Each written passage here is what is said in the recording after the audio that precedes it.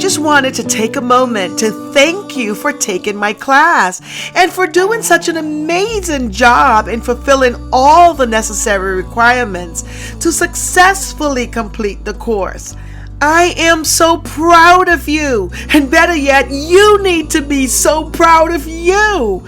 Now, before running off to another fabulous adventure in learning, take a minute to answer the following. So grab a pen and your journal. Are you ready? Okay. What was the most intriguing thing you learned about in this course? Give a personal reflection about the subject matter. How will you apply this information in your personal and or professional life?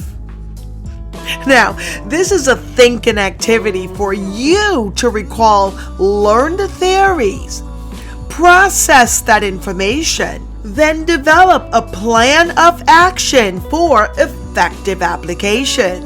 Okay? All right. Again, what was the most intriguing thing you learned about in this course? Give a personal reflection about the subject matter. How will you apply this information in your personal and or professional life? That's it.